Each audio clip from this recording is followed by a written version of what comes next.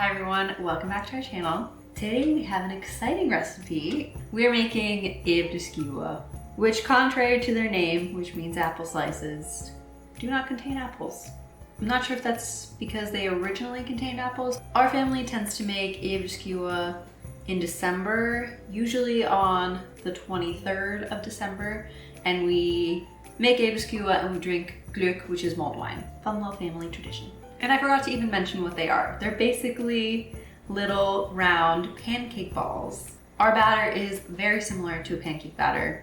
These are also the very basic version, which really are just flavored with vanilla, but you can add cardamom, lemon zest, orange zest, cinnamon if you're feeling that. You can really customize the batter for these however you want. All right, let's get started. For this recipe, you're going to need 500 milliliters of buttermilk, 80 milliliters of vegetable oil, 2 large eggs, half a teaspoon of vanilla extract, 2 tablespoons of sugar, 300 grams of all-purpose flour, 2.5 teaspoons of baking powder, 1/4 teaspoon of salt, and the butter is just for cooking. So however much butter you'll need. You are gonna need a special pan to make Æbleskiver. This one is a cast iron version, but you can find some versions that are also non-stick just to make it a little bit easier. There are probably a few different versions throughout the world of round treats, so if you have a pan that's made for something else, you can definitely also use it for Æbleskiver. I already have my flour measured out in a bowl, so I'm just gonna add my baking powder and salt and just whisk everything to combine the dry ingredients.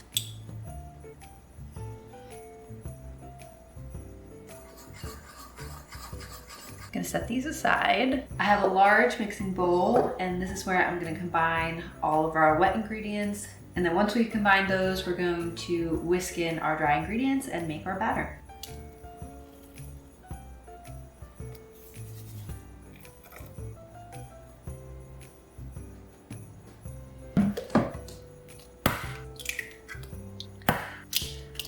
Just to recap, that was our buttermilk, sugar, vanilla, oil, and eggs.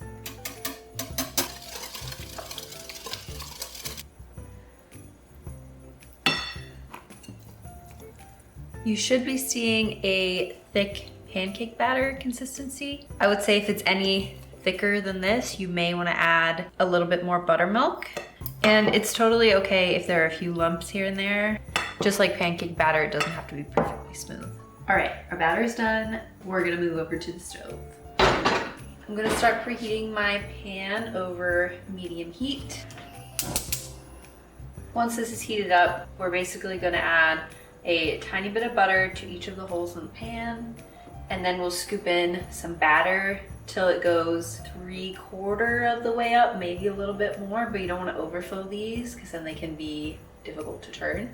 As far as turning them goes, you can use a barbecue skewer, you can use a chopstick, or today I'm just going to use a fork to kind of get the edge and flip them over. Similar to pancakes, sometimes your first ones don't turn out quite right, so just give it till like the second or third batch until you judge them.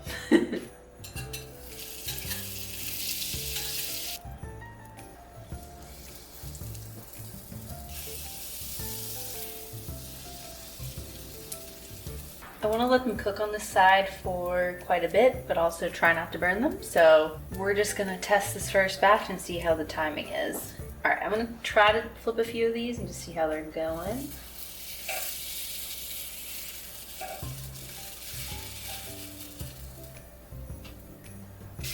Oh, and that one's maybe 2 done.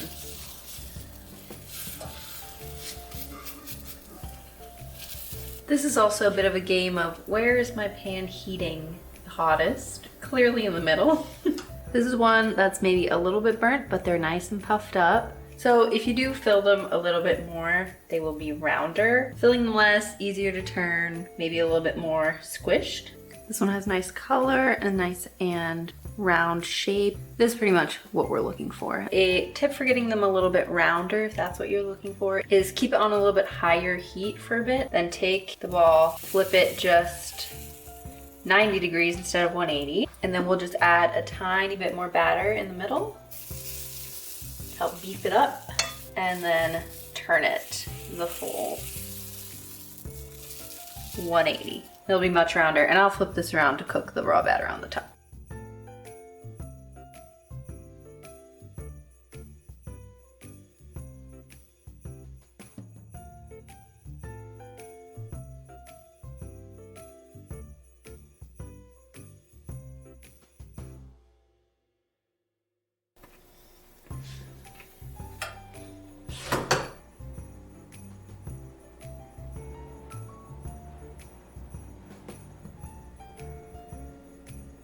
You may be wondering, how do I eat these? Our family tends to do this to make a plate with some jam and some powdered sugar, and then you take your Æbleskiver and you dip them in the jam and then sometimes with powdered sugar. You can dip them in whatever you want. You can use different kinds of jam. You can dip them in Nutella. That sounds really good. Syrup if you want.